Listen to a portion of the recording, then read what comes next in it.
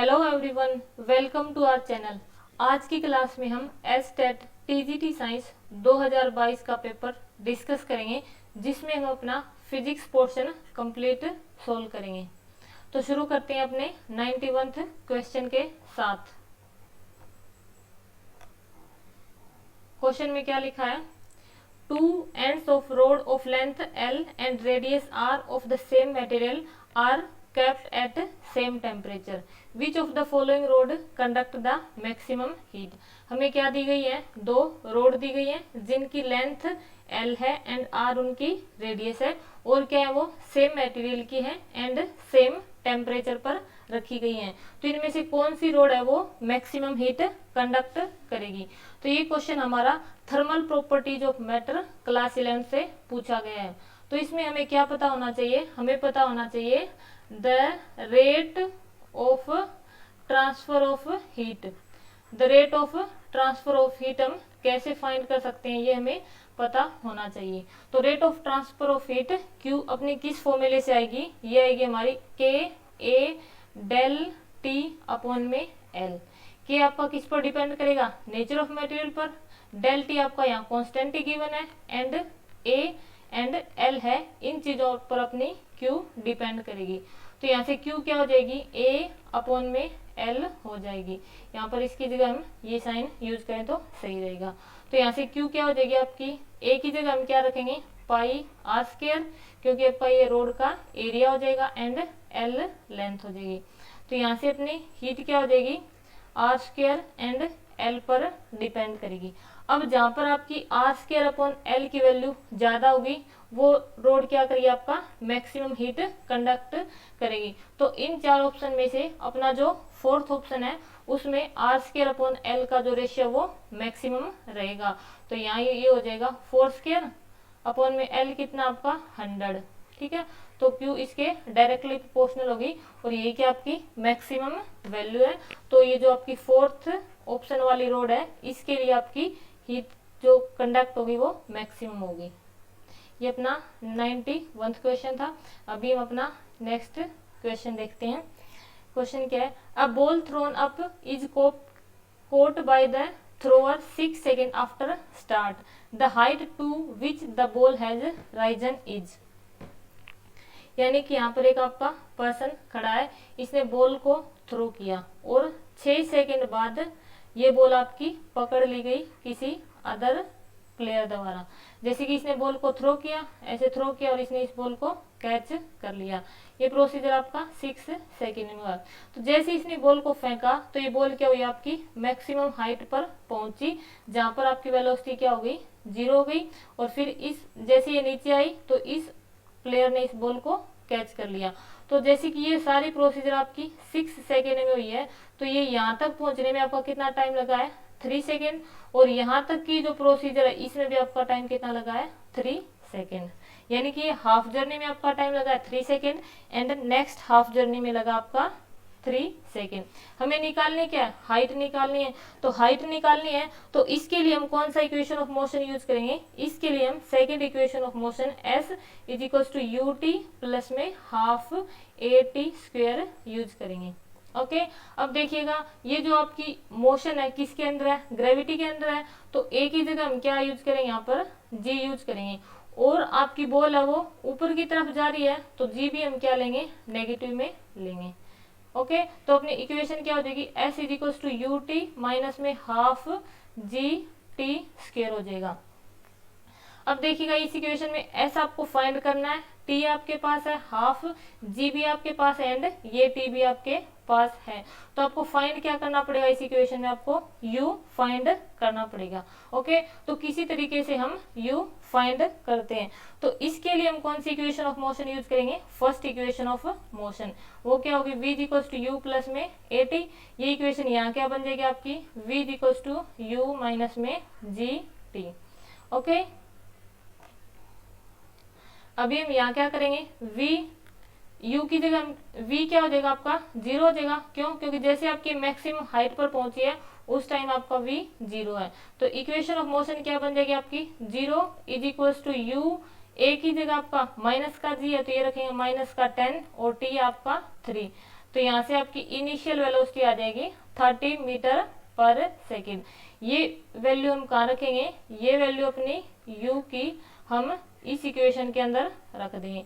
तो यहाँ से अपने पास s की वैल्यू फाइंड करनी है, तो s is equal to u की जगह रखा आपने 30 मल्टीप्लाइड बाई टी 3 माइनस में हाफ, g कितना है 10 and t square is equal to 3 square. जैसे आप इसको सोल्व करोगे तो s आ जाएगा आपका यहाँ पर 45 मीटर, जो कि आपका सेकेंड ऑप्शन। ओके, तो हमने ये क्वेश्चन सोल्व कर लिया और इसका आंसर क्या है 45 मीटर। एंड ये क्वेश्चन हमारा काइनेमेटिक्स का है, जिसमें हमें simply equation of motion use करनी है। अभी हम नेक्स्ट क्वेश्चन देखते हैं अपना। क्वेश्चन रीड कीजिएगा। If a body loses half of its velocity on penetrating 3 centimeter in a wooden block, then how much it will it penetrate more before coming to rest। यानी कि आपका एक wooden block है। जैसे आपने मान लीजिए यहाँ से कोई एक पार्टिकुलर ऑब्जेक्ट थ्रो की, जो क्या है, जिसकी आपने शुरू में वेलोसिटी रखी u, जैसे ही मतलब ये जाएगी 3 सेंटीमीटर, यानी कि मान लीजिए ये 3 सेंटीमीटर गई, शुरू में इसकी वेलोसिटी थी u, या 3 सेंटीमीटर के बाद इसकी वेलोसिटी हो जाएगी आपकी u/2। ओके, जैसे कि इस सिचुएशन पर आपकी ऑब्जेक्ट रेस्ट पर आ गई है, ठीक है, रेस्ट पर आ गई है, तो ये क्वेश्चन में पूछ रहा है कि इसने ये डिस्टेंस कितनी ट्रेवल की है। तो हमें क्या बताना है, ये डिस्टेंस कितनी ट्रेवल की है ये बताना है। ओके, अभी क्वेश्चन में क्या दे रखा है, बॉडी ने क्या किया है, मतलब यहाँ पर आने के बाद उसकी वेलोसिटी u/2 हो गई, यानी कि शुरू में u वेलोसिटी है, तब ये 3 सेंटीमीटर चल रही है, यहाँ पर वेलोसिटी u/2 हो गई, तो ऑब्वियस सी बात है ये अब 3 सेंटीमीटर से आपका कम ही चलेगी। तो अभी हम इसमें क्या करेंगे, इक्वेशन ऑफ मोशन यूज करेंगे। तो मान लेते हैं हम, let initial velocity is u। Okay, after 3 centimetre, यानी कि वेलोसिटी आफ्टर 3 सेंटीमीटर कितनी हो जाएगी, हाफ हो जाएगी, तो u/2 हो जाएगी।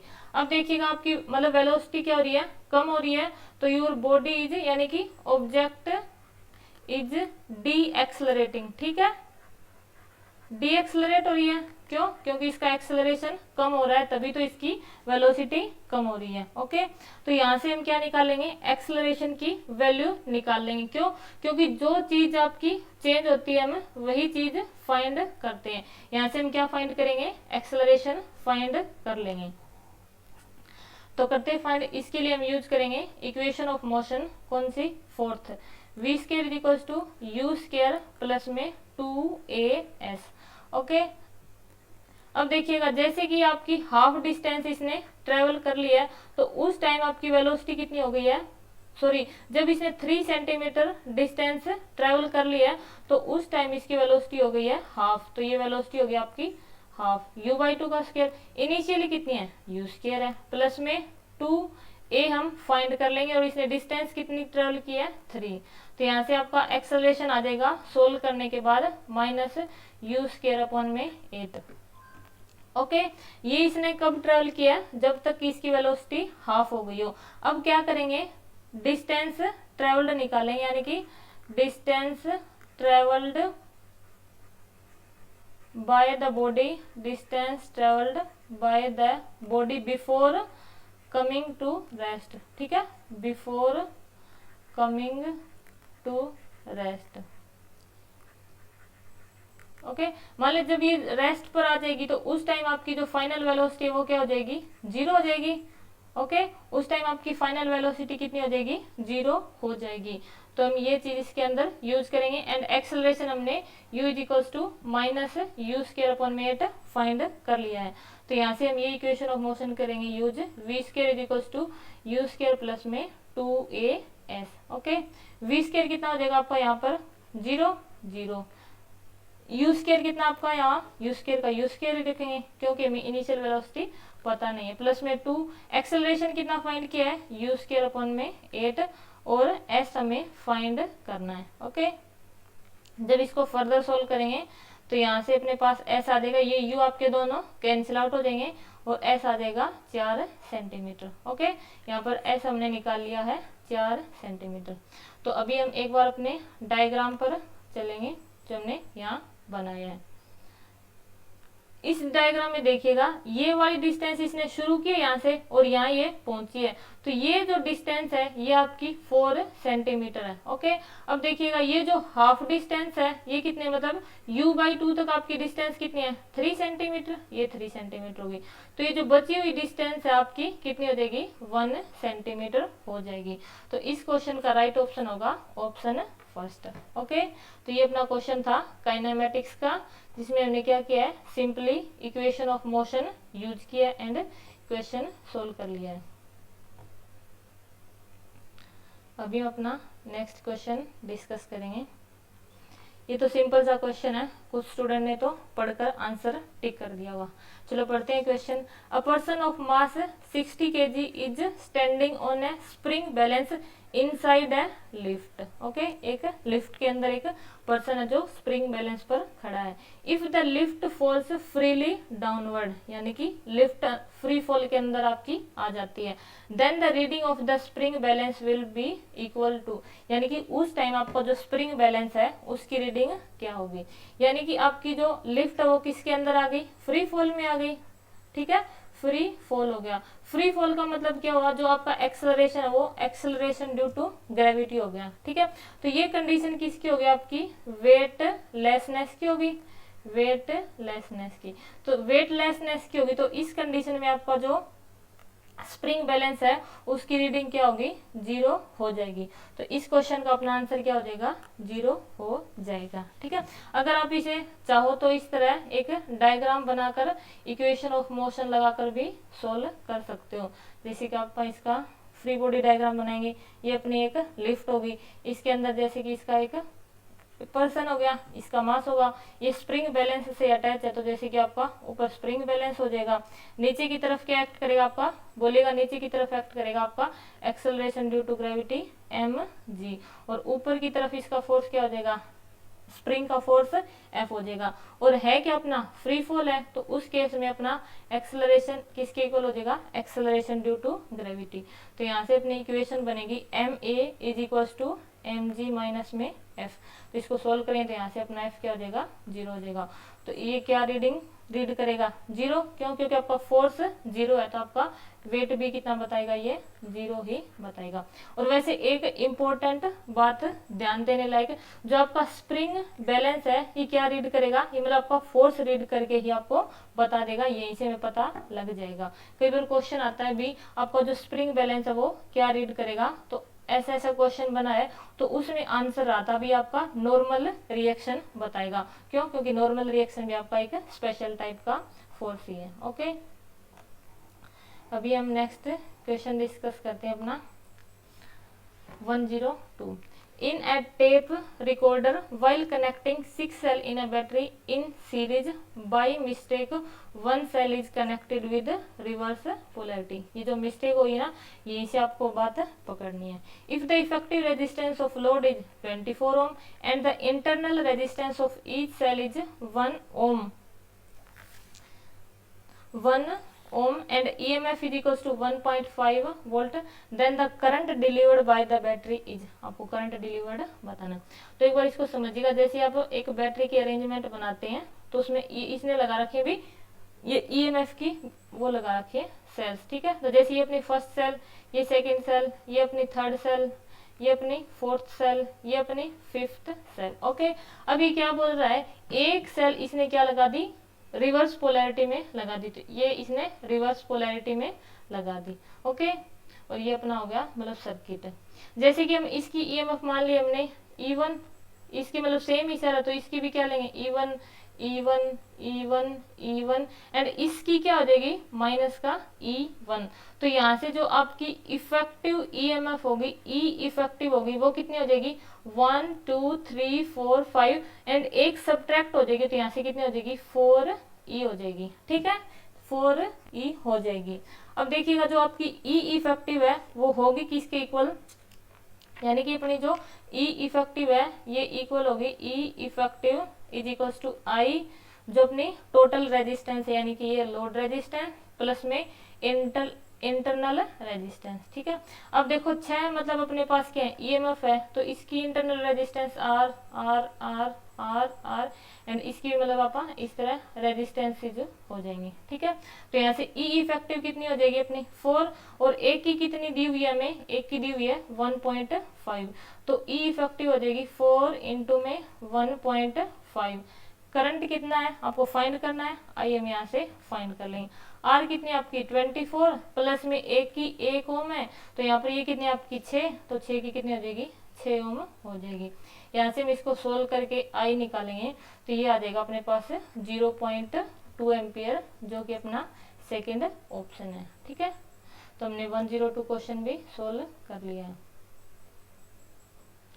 नेक्स्ट क्वेश्चन अपना मैग्नेटोस्टैटिक्स का क्वेश्चन रीड कीजिएगा। An electric current is flowing through a circular coil of radius r. Okay, the ratio of the magnetic field at the centre of the coil and at a distance √3r from the centre of the coil. यानी कि अपना जो question है सिर्फ और सिर्फ क्या है, फॉर्मूला बेस्ड है।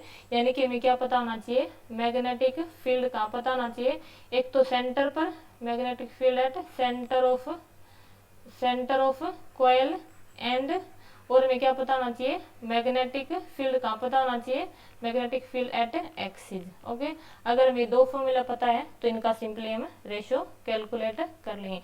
तो मैग्नेटिक फील्ड सेंटर पर क्या होगा आपका, ये होगा आपका μ0I अपॉन में 2r हो जाएगा। ओके, ये हो जाएगा BC, और B आप एक्सिस पर निकालोगे कितनी डिस्टेंस दूर, √3r डिस्टेंस दूर, तो ये हो जाएगा आपका μ0I/r² प्लस में ये हो जाएगा आपका 2, यहाँ आ जाएगा r² प्लस में यहाँ पर ये मतलब ये जो डिस्टेंस है, एक बार हम इसको d लिख लेते हैं, इसका स्क्वायर और सारे की पावर 3/2। ओके, तो ये हमारा हो गया B एक्सिस पर।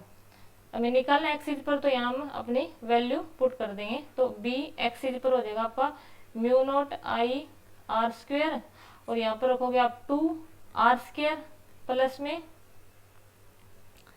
प्लस में हम यहाँ रखेंगे √3r इसका स्क्वायर, √3r का स्क्वायर एंड सारे की पावर आ जाएगी आपकी 3/2। ओके, यानी कि हमने √3r डिस्टेंस दूर निकाल लिया। ठीक है, यहाँ से हमें निकालना क्या है, यहाँ से हमें दोनों का रेशियो निकालना है, तो magnetic field at centre and magnetic field eight axis. जब जैसे कि ये सेंटर वाला ऊपर रखेंगे एंड एक्सिस वाला नीचे रखेंगे और इनको सोल आउट करेंगे, तो यहाँ से अपने पास क्या आ जाएगा 4, और इसको मतलब 3/2 से सोल्व करेंगे तो 8 आ जाएगा, तो इन दोनों का रेशियो आ जाएगा 8:1। ठीक है, तो यहाँ से आपका करेक्ट ऑप्शन हो जाएगा ऑप्शन 3। ठीक है, तो ये हो गया अपना नेक्स्ट, शायद 103 क्वेश्चन होगा, तो इसका ऑप्शन 3 आपका करेक्ट आंसर है। अभी हम अपना नेक्स्ट क्वेश्चन डिस्कस कर लेते हैं। ये आपका आ गया काइनेमेटिक्स का क्वेश्चन, जो भी वो आसान से लग रहा है, देखते हैं। द डिस्प्लेसमेंट टाइम ग्राफ, क्या आपका displacement time graph for two particles P1 and P2 are straight lines inclined at angle 30 degree and 45 degree with the time axis.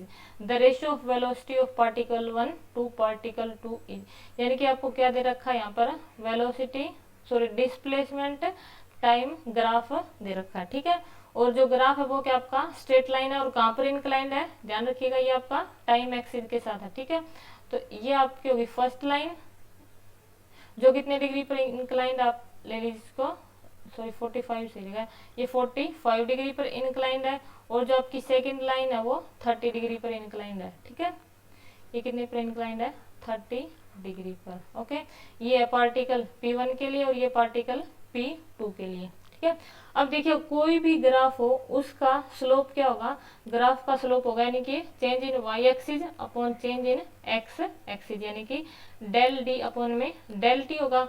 अब आप बताओगे del d upon del t क्या हो जाएगा, आपका change in velocity बताएगा, यानी कि इस ग्राफ का स्लोप आपको क्या देगा, वेलोसिटी देगा। ठीक है, ये हमें वेलोसिटी देगा। अब देखिए वेलोसिटी हो गई किसके इक्वल, जो भी ये अपना एंगल है इसके टेंजेंट के इक्वल, ठीक है। तो वेलोसिटी होगी आपकी टेंजेंट के इक्वल। तो यहाँ से हम निकालेंगे वेलोसिटी ऑफ पार्टिकल P1, तो वो हो जाएगी आपकी tangent 30 degree, okay. And velocity of particle P2 हो जाएगी टेंजेंट 45 डिग्री, ओके। तो टेंजेंट 30 डिग्री किसके इक्वल हो जाएगा आपका 1/√3 एंड ये हो जाएगा आपका 1। इनका रेशियो निकालना है, velocity of particle 1, velocity of particle 2, तो ये हो जाएगा यहाँ से आपका 1/√3, जो कि आपका ऑप्शन फर्स्ट है, ओके। अब देखिएगा हमने यहाँ पर डेल वी को सिंपली क्या लिया है, वी लिया है, क्यों, क्योंकि एक अपने पार्टिकुलर इंस्टेंट पर है इसलिए, ठीक है। अभी हम अपना नेक्स्ट क्वेश्चन देखते हैं।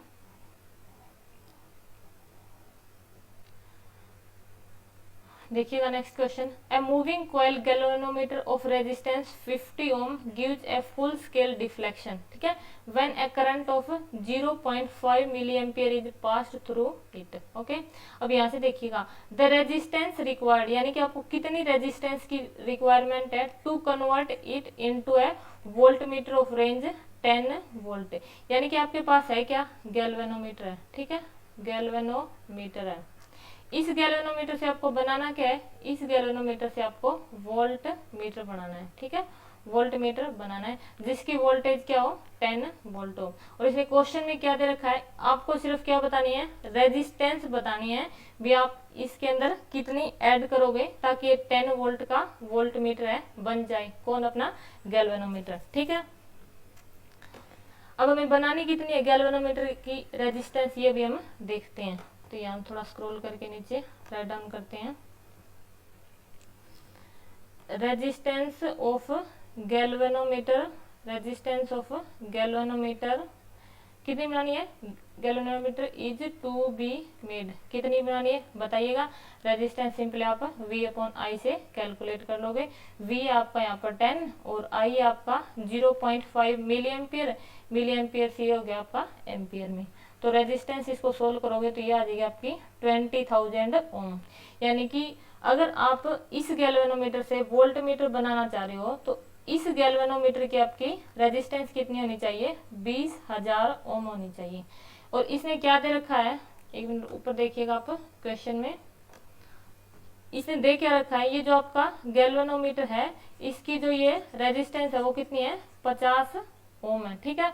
और आपको बनानी कितनी है 20,000 ओम, तो आप इसके अंदर कितनी ऐड करोगे, सिंपली आप बता दोगे, आप कहोगे कि हम इसके अंदर 19,950 ओम की रेजिस्टेंस ऐड कर देंगे, ठीक है। तो यहाँ से आपका आंसर हो जाएगा 19,950 ओम। अब किसी क्वेश्चन मतलब स्टूडेंट की क्वेरी हो सकती है कि अगर हम इसको फॉर्मूले से करेंगे तो कैसे करेंगे, तो रेजिस्टेंस ऐड करेंगे RS, मतलब आप KVL लगाओगे तो यहाँ पर, और R माइनस में R गैल्वेनोमीटर की, ठीक है। बनानी कितनी आपको रेजिस्टेंस 20,000 बनानी है, गैल्वेनोमीटर की है कितनी 50, और ये जो आप रिक्वायर्ड होगी वो कितनी आ जाएगी RS, जो आ जाएगी आपकी 19,950 ओम, ओके। तो इस क्वेश्चन का अपना करेक्ट आंसर हो जाएगा ऑप्शन 3। अभी आप अपना 109 क्वेश्चन डिस्कस करते हैं, रीड कीजिएगा। A simple pendulum has a time period T1 when it is on the earth surface, ठीक है, यानी कि आपको पेंडुलम है उसका टाइम पीरियड अर्थ सरफेस पर कितना है T1, और T2 कब है, when taken to a height R above the earth surface, ठीक है, जहां पर R क्या है रेडियस है, और निकालना आपको क्या है T2 अपॉन में T1। तो आप बोलोगे भी अपना जो टाइम पीरियड है सिंपल पेंडुलम का वो होता है T=2π√L/g, ठीक है।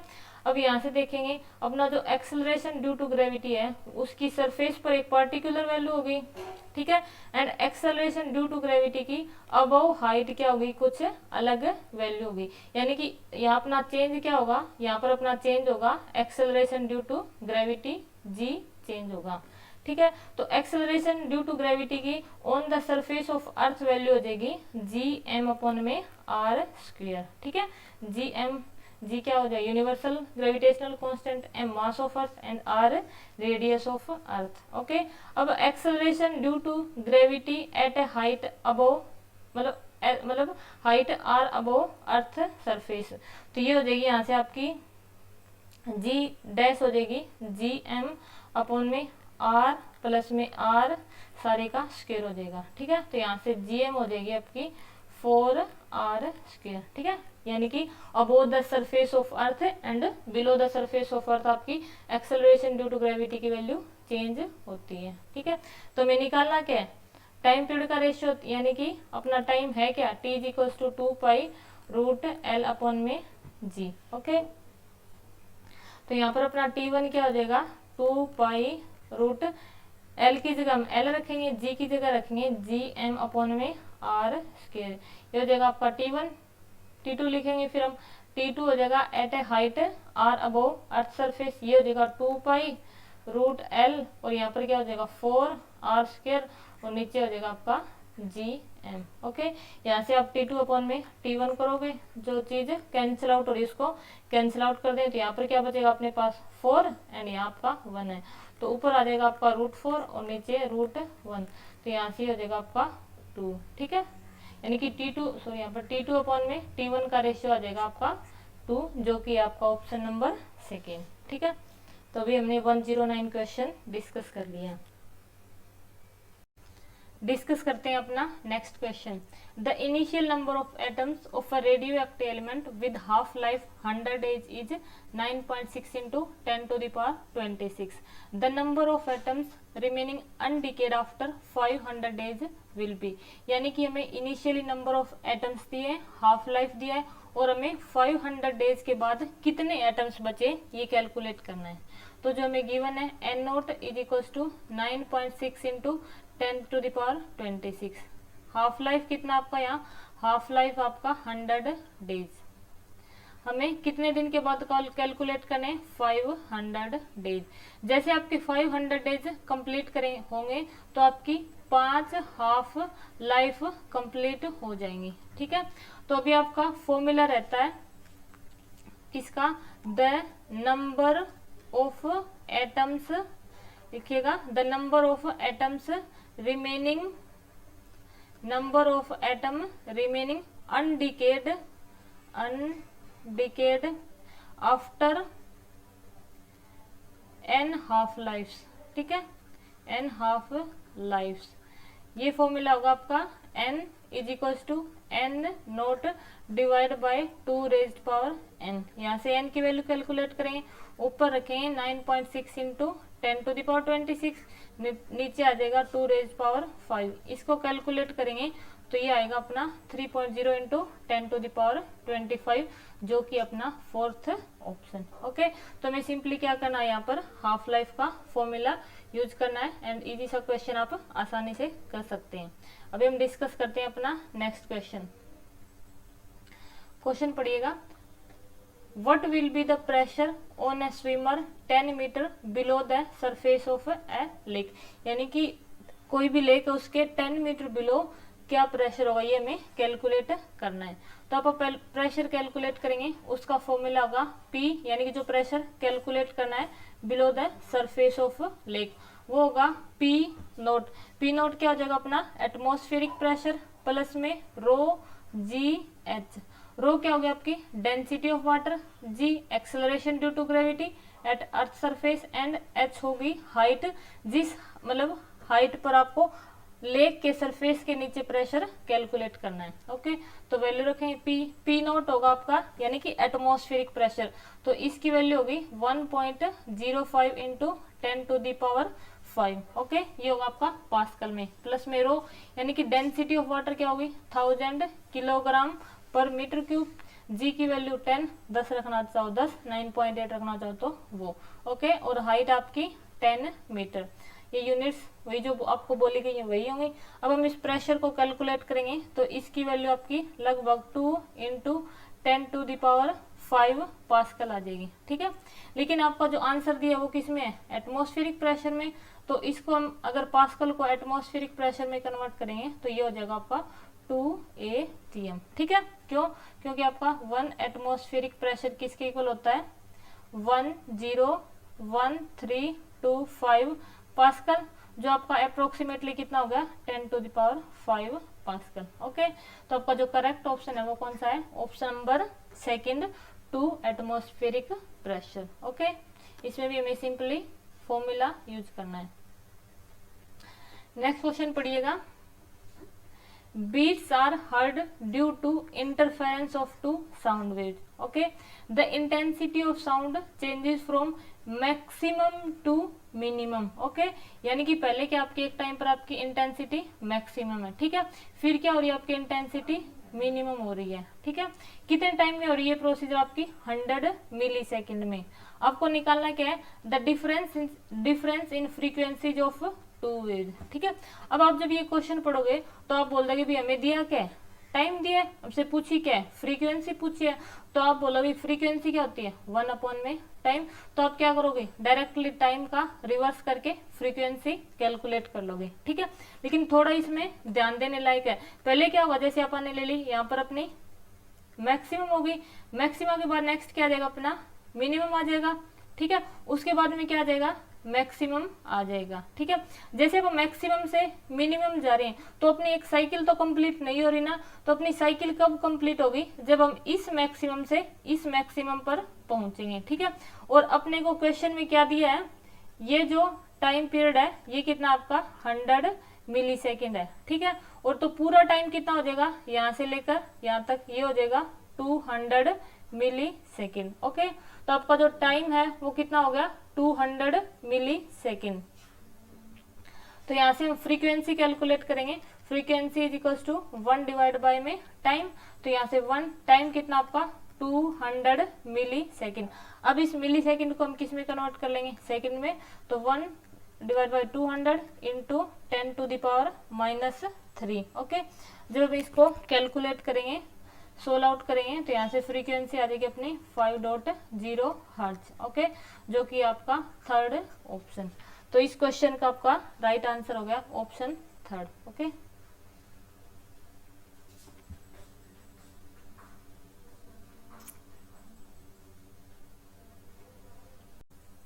डिस्कस करते हैं अपना next question 127। Match the column first with column second and choose the correct option. ये अपना क्वेश्चन है इलेक्ट्रोमैग्नेटिक वेव्स का।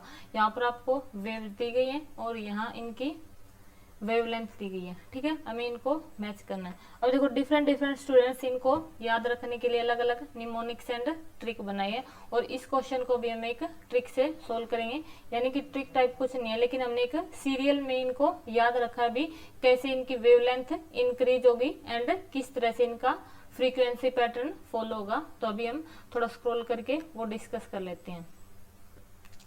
इलेक्ट्रोमैग्नेटिक वेव्स में अपनी 7 वेव्स होंगी। इनको याद करने की ट्रिक है radio, Mirchi, I, love, you, xerox, gun. ये आपकी याद करने की ट्रिक है। आप इसको 2-4 बार बोलोगे तो याद रह जाएगा। Radio, Mirchi, I, love, you, xerox, gun.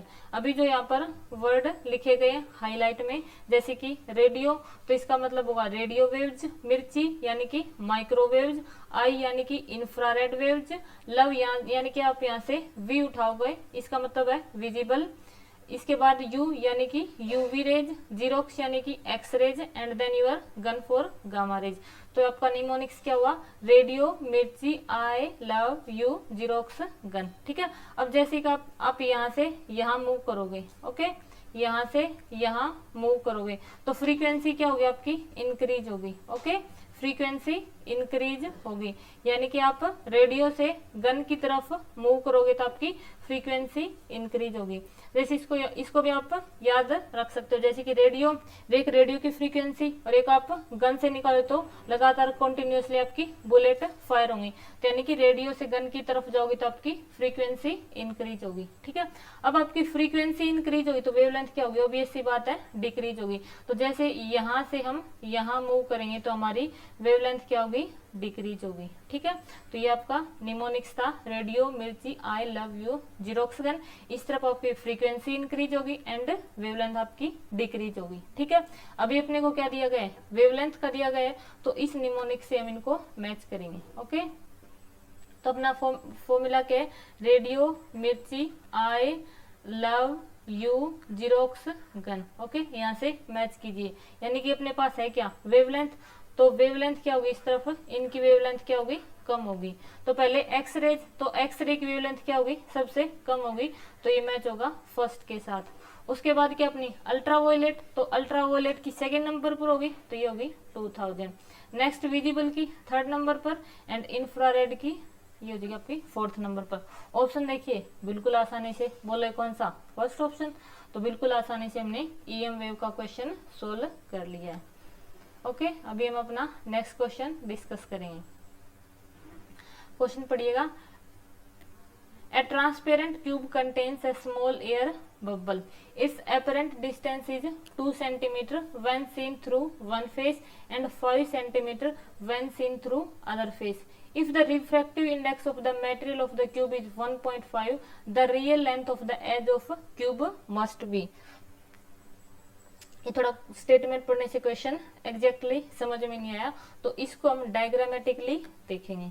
देखिएगा डायग्राम, क्वेश्चन में क्या बोल रहे हैं, आपके पास क्या एक मतलब एक ट्रांसपेरेंट थिन स्लैब है, उसके अंदर क्या एक बबल है, ये आपका बबल है। ओके, अब देखिएगा जैसे कि एक पर्सन इस साइड से देखेगा, जैसे वो यहाँ से देखेगा तो उसको ये बबल है यहाँ, लेकिन कहाँ प्रतीत होगा, उसको यहाँ दिखाई देगा। ठीक है, जैसे कि एक पर्सन यहाँ से देखेगा तो उसको ये बबल एग्जैक्टली यहाँ ना दिखकर कहाँ यहाँ दिखेगा। ठीक है, यानी कि जो बबल है अपनी एग्जैक्ट पोजीशन पर ना दिखकर अलग पोजीशन पर दिखेगा। ठीक है, और इसने क्या बोला है, जब मतलब पर्सन एक साइड से देखेगा तो उसको ये जो एज है ना, ये एज यहाँ से 2 सेंटीमीटर दूर दिखाई देगा। ठीक, क्या बबल, यानी कि बबल की इमेज उसे 2 सेंटीमीटर दूर दिखाई देगी, और जब वह यहाँ से देखेगा तो उसको बबल की इमेज 5 सेंटीमीटर दूर दिखाई देगी। ठीक है, तो इसमें हम क्या कर लेंगे, ये बबल है, जब हम यहाँ से देखेंगे तो ये 2 सेंटीमीटर दूर दिखाई देगा, यहाँ से देखेंगे तो 5 सेंटीमीटर दूर दिखाई देगा। ठीक है, तो मान लेते हैं जो आपका एज है यहाँ से लेकर यहाँ तक, इसकी लेंथ क्या आपकी एल हो जाएगी, ये आपका बबल है, तो ये क्या हो जाएगा, डिस्टेंस ऑफ ऑब्जेक्ट हो जाएगी, तो डिस्टेंस ऑफ ऑब्जेक्ट हो जाएगी आपकी यू हो जाएगी। ठीक है, और इस एज से जो ऑब्जेक्ट है इसकी डिस्टेंस क्या हो जाएगी, एल माइनस में यू। ओके, फिर नेक्स्ट क्या लेंगे हम, जो अपनी इमेज है उसकी डिस्टेंस, ये क्या अपनी इमेज ही है एक तरह से, तो इमेज की डिस्टेंस कितनी है, 2 सेंटीमीटर, कौन सी साइड से, साइड 1 से, और साइड 2 से आपकी जो इमेज है उसकी डिस्टेंस कितनी है, 5 सेंटीमीटर। आई होप आपने ध्यान से सुना होगा एंड समझा होगा। आई रिपीट, ये क्या आपका, ये आपका बबल है। ठीक है, यानी कि इसकी ओरिजिनल लोकेशन है। जब आप इसे साइड 1 से देखोगे तो ये आपको इधर दिखाई देगा, साइड 2 से देखोगे तो ये इधर दिखाई देगा। हमने एज की लेंथ को क्या माना, एल माना। ओके, और ये जो बबल है ये अपना ऑब्जेक्ट है, और ऑब्जेक्ट डिस्टेंस हमने साइड 1 से यू लिया एंड साइड 2 से object distance L minus u लिया। I think you got it. Okay, और आपको जो रिफ्रैक्टिव इंडेक्स है ये क्वेश्चन में N1 यानी कि 1.5 ग्लास स्लैब का रिफ्रैक्टिव इंडेक्स दे रखा है। ओके, इसके बाहर क्या होगा, एयर होगी, इसके बाहर क्या होगी, एयर होगी, एयर का रिफ्रैक्टिव इंडेक्स क्या होगा, 1 होगा। सेम टू सेम इधर भी क्या होगी, एयर होगी, उधर भी इधर भी रिफ्रैक्टिव इंडेक्स क्या होगा आपका, 1 होगा। ओके, तो हमने अभी तक सिर्फ क्वेश्चन को समझा है।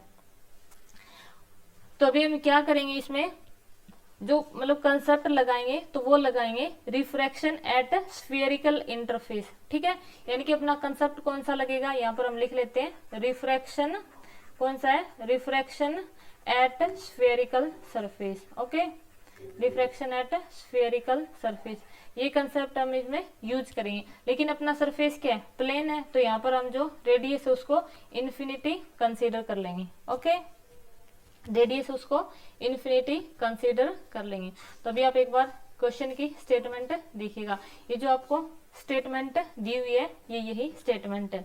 हमें बतानी क्या है, रियल लेंथ बतानी, यानी कि हमें इसमें क्या फाइंड करना है, एल फाइंड करना है। ओके, तो अभी हम इसको सोल्व करेंगे, कौन सा फॉर्मूला यूज करके, refraction at spherical interface.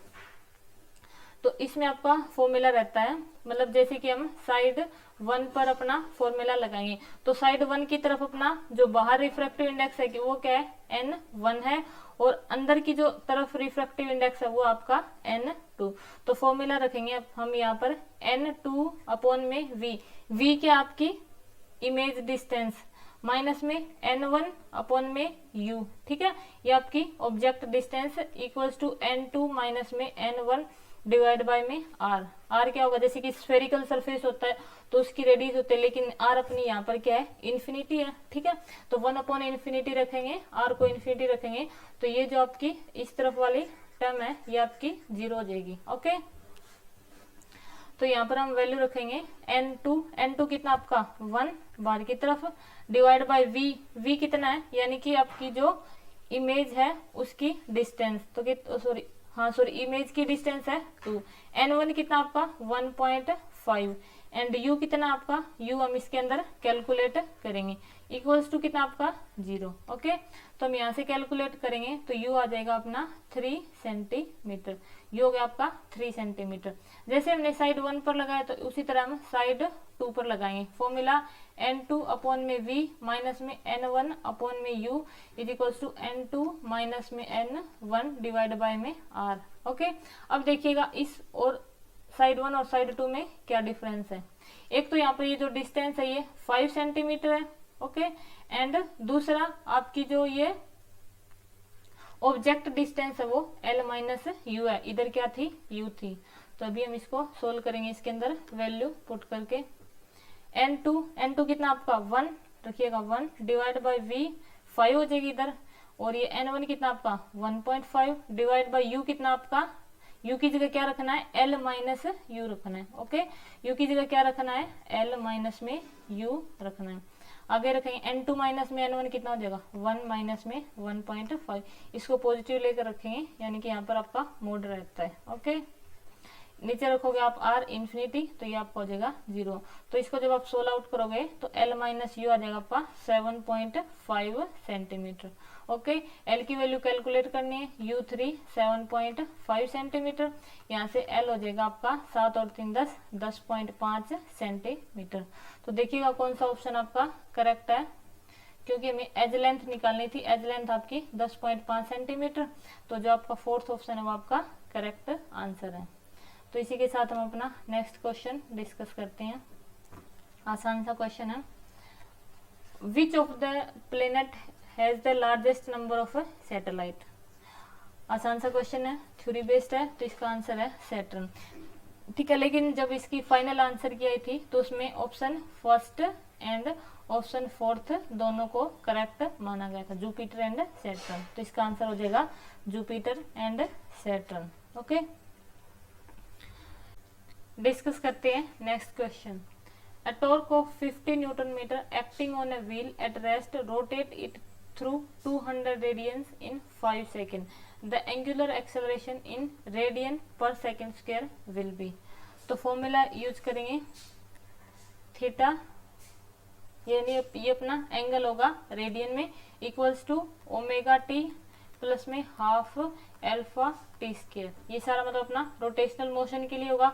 Omega होगी अपनी angular velocity, T time half, alpha हो जाएगा आपका angular acceleration and T time हो जाएगा। थीटा आपका क्या है, रेडियंस में है, तो ये आपका 200। एंगुलर वेलोसिटी क्या है 0, तो 0 प्लस में हाफ, एल्फा हमें फाइंड करना है एंड टी स्क्वायर यानी कि 25। यहाँ से एल्फा की वैल्यू निकालेंगे तो ये हो जाएगा 200, 400 डिवाइड बाई 25 यानी कि 16। तो इस क्वेश्चन का आपका आंसर हो जाएगा 16 रेडियन पर सेकेंड स्क्वायर। अभी हम डिस्कस करेंगे इस क्लास का last question 143। A very thin transparent film of soap bubble thickness tends to 0 is seen under reflection of white light, then the color of the film appear to be। तो question में क्या दिया हुआ, एक बिल्कुल ही मतलब इसकी थिकनेस क्या आपकी 0 के अप्रोक्सीमेट है, एक फिल्म दी गई है, ठीक है, जो क्या है ट्रांसपेरेंट है और किसकी है, सोप बबल की है। जब इसके ऊपर आप लाइट फॉल करवाएंगे तो इसका जो कलर है वो हमें कैसा अपीयर होगा। तो जनरली क्या होती है अपनी थिकनेस मतलब टेंस नॉट इक्वल्स टू 0, तो अपनी क्या होंगे इस तरह कुछ उनके बीच में थिकनेस हो जाएगी, ठीक है। जब इसके ऊपर हम क्या करेंगे लाइट फॉल करवाएंगे तो यहाँ से क्या होगी, कुछ लाइट रिफ्लेक्ट हो जाएगी एंड कुछ रिफ्रैक्ट हो जाएगी। फिर इस एंड से फिर लाइट क्या हो जाएगी, रिफ्लेक्ट हो जाएगी एंड रिफ्रैक्ट हो जाएगी। तो क्या होगा यहाँ पर इंटरफेरेंस बनेगा, या तो कंस्ट्रक्टिव होगा या फिर आपका क्या होगा, डिस्ट्रक्टिव होगा। इसके अकॉर्डिंग हम क्या बता देंगे, कलर बता देंगे। ओके, लेकिन हमें क्या दिया हो यहाँ पर, आपकी थिकनेस 0 के इक्वल है। तो इस केस में क्या होगा, अपनी जो लाइट है वो यहाँ पर फॉल करेगी, और मतलब जितनी भी लाइट फॉल करेगी वो मोस्ट ऑफ लाइट क्या हो जाएगी, रिफ्लेक्ट हो जाएगी। ओके, लाइट फॉल की और लाइट क्या हो जाएगी, रिफ्लेक्ट हो जाएगी। आपकी जो लाइट है रिफ्रैक्ट होगी वो बहुत कम हो जाएगी। ठीक है, यानी कि बिल्कुल नेग्लिजिबल सी लाइट आपकी रिफ्रैक्ट होगी, मोस्ट ऑफ लाइट क्या हो जाएगी, आपकी रिफ्लेक्ट हो जाएगी। तो इस केस में आपका क्या हो रहा है, रिफ्लेक्शन हो रहा है। तो रिफ्लेक्शन के केस में आपका जो फेज डिफरेंस होगा वो क्या हो जाएगा, फेज डिफरेंस फाई आपका पाई के इक्वल हो जाएगा। क्यों, क्योंकि अपना यहाँ पर क्या हो रहा है, रिफ्लेक्शन हो रहा है, और रिफ्लेक्शन के केस में आपका फेज क्या हो जाएगा, पाई हो जाएगा। और इंटरफेरेंस पैटर्न के अकॉर्डिंग अगर आपका जो फेज डिफरेंस है रिफ्लेक्शन के केस में ओड मल्टीपल है पाई का, तो उस केस में आपका जो मतलब इंटरफेरेंस होगा वो क्या होगा, डिस्ट्रक्टिव इंटरफेरेंस होगा, डिस्ट्रक्टिव इंटरफेरेंस होगा। डिस्ट्रक्टिव इंटरफेरेंस होगा तो इसका मतलब है आपका डार्क कलर होगा, तो आपकी जो फिल्म है वो ब्लैक कलर की अपीयर होगी। यानी कि अपना क्या है, इंटरफेरेंस टॉपिक का क्वेश्चन है। आपकी जो फिल्म है वो क्या होगी, ब्लैक कलर की होगी। क्यों, क्योंकि लाइट आपकी यहाँ सारी रिफ्लेक्ट हो जा रही है, तो इस वजह से आपका जो फेज डिफरेंस है वो पाई होगा। और जब आपका phase difference odd multiple of pi यानी कि 2n+1 इसकी फॉर्म में होगा, तो आपका डिस्ट्रक्टिव इंटरफेरेंस होगा, और डिस्ट्रक्टिव इंटरफेरेंस में आपको यहाँ पर ब्लैक कलर मिलेगा। ओके, तो ये थी अपनी क्लास जिसमें हमने एस्टेट 2022 टीजीटी साइंस का फिजिक्स पोर्शन डिस्कस किया है। अगर आपको इसकी रिगार्डिंग कोई क्वेरी है तो आप कमेंट सेक्शन में पूछ सकते हैं। नेक्स्ट वीडियो में हम 2021 का टीजीटी साइंस का सॉल्यूशन डिस्कस करेंगे। तब तक के लिए जय हिंद, जय भारत। मिलते हैं नेक्स्ट वीडियो में।